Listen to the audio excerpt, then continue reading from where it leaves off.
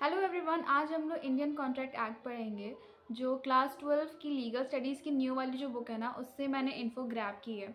तो इसका मैं रिवीजन कराने वाली हूँ आज आप लोग को। तो ये बहुत फैक्चुअल और सिर्फ इन्फॉर्मेटिव वीडियो रहेगी।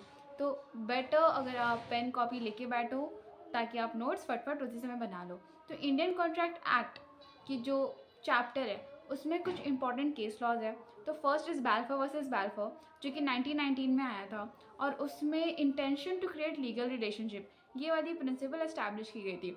दूसरा केस है Carlill versus carbolic smoke ball, जो 1893 में आया था, और उसमें जनरल ऑफर के प्रिंसिपल्स लेट डाउन किए थे। तीसरा था दुर्गा प्रसाद वर्सेस बालदेव, जो कि 1880 में आया था, और उसमें कंसिडरेशन के प्रिंसिपल्स हम लोगों ने एस्टैब्लिश किए थे। और last but not the least, मोहरी बीवी वर्सेस दामोदर दास घोष, इसमें हम लोगों ने ये इस्टेब्लिश किया था, सुप्रीम कोर्ट ने ये इस्टेब्लिश किया था कि जो भी अग्रीमेंट आप माइनर के साथ करते हो दैट इज़ वॉइड एब इनिशियो, मतलब वो स्टार्टिंग से ही वॉइड है।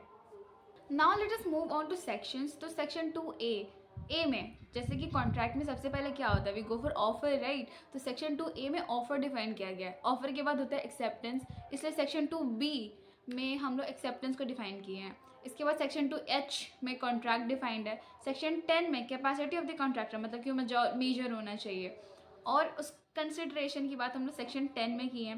सेक्शन 13 में हम लोगों ने कंसेंट की बात की है, और सेक्शन 24 में हम लोगों ने अनलॉफुल अग्रीमेंट्स की बात की है। सेक्शन 2I में हम लोगों ने वॉइडेबल कॉन्ट्रैक्ट की बात की है, और सेक्शन 2J में हम लोगों ने वॉइड कॉन्ट्रैक्ट की बात की है। अब इसको लेके कुछ इंपॉर्टेंट पॉइंट्स देख लो। For example, Indian contract act 1872 में आया था, जो काफ़ी लोग मिस कर जाते हैं इस फैक्ट को। दूसरा कि Indian majority act lay down करती है एज ऑफ मेजोरिटी एज 18। फिर इस चैप्टर में एक इंपॉर्टेंट मैक्सिम है सिर्फ, जो है कंसेंसस एड इडम, जिसका मतलब है कि you have to consent in the same sense, दोनों को सेम सेंस में कंसेंट होनी चाहिए। फिर और एक, हाँ, कि अवेजनिंग अग्रीमेंट्स जो होते हैं ना, वो कहीं भी डिफाइंड नहीं है, लेकिन हाँ सेक्शन 30 में उसको बोला गया है कि दैट इज़ अनलॉफुल और वो वॉइड है, वो वैसे अग्रीमेंट्स नहीं करना। तो एक कॉन्ट्रैक्ट जो होता है ना, वो डिस्चार्ज भी हो जाता है। मतलब क्या कि अगर तुमने कॉन्ट्रैक्ट का जो भी काम था, थोड़ा टाइम के लिए कॉन्ट्रैक्ट था ना, राइट, तो उसका जो काम था वो फिनिश हो गया, तो डिस्चार्ज हो जाता है। और अगर कॉन्ट्रैक्ट, बहुत सारे तरीके हैं डिस्चार्ज होने के, अगर तुम कॉन्ट्रैक्ट अग्रीमेंट या फिर कंसेंट के साथ डिस्चार्ज करते हो तो उसमें भी कुछ पॉइंट्स होती हैं। जैसे कि पहला आता है नोवेशन। नोवेशन में क्या होता है, जिसमें जो पुराना कॉन्ट्रैक्ट होता है वो कम्प्लीटली सब्सटीट्यूट हो जाता है बाय द न्यू कॉन्ट्रैक्ट। ठीक है, तो इस तरह से पहले आप एक कॉन्ट्रैक्ट को डिस्चार्ज कर सकते हो। दूसरा तरीका है रेमिशन। रेमिशन में क्या होता है कि आप जो भी कॉन्ट्रैक्ट का जो भी सामान था या फिर जो भी एक्शन था, यू हैव डन इट, तुमने कर दिया, लेकिन इनकम्प्लीट टर्म्स पे किया, लेकिन तो भी जो दूसरा बंदा है ना, ही सैटिस्फाइड। मतलब क्या कि acceptance is done but on incomplete terms, हो गया लेकिन थोड़ा बहुत में काम चल गया। फिर रिसेशन, रेमिशन और रिसेशन में ये कंफ्यूज नहीं होना है। रिसेशन में क्या होता है, जो कॉन्ट्रैक्ट का सारा टर्म्स होते हैं ना, वो पूरे के पूरे ही कैंसिल कर दिए जाते हैं। Fourth one is the merger. Merger में क्या होता है कि आप एक, जो आपका कॉन्ट्रैक्ट रहता है और एक तो दूसरा कॉन्ट्रैक्ट होता है, तो इस कॉन्ट्रैक्ट के जितने भी पॉइंट्स हैं ना, वो दूसरे कॉन्ट्रैक्ट में आपको डाल दिए जाएंगे, मर्ज कर दिए जाएंगे। So this is merger. Fifth is impossibility of performances. मतलब कुछ कुछ ऐसा रीज़न हुआ जहाँ पे आप इम्पॉसिबल थे, नहीं कर पा रहे थे। For example, act of God हो गया कोई, या फिर आप मर गए, दूसरा आदमी मर गया, जो सामान आना था वो फट गया, जो भी होना था हो गया, तो इम्पॉसिबल हो गया। सो देखो, डिस्चार्ज बहुत तरीके से होते हैं। एक होता है ब्रीच, तुमने कुछ घपला कर दिया, ठीक है, तुमने मतलब पॉलिसी जो भी उसमें अग्रीमेंट था उसके अकॉर्डिंग तुम नहीं चले।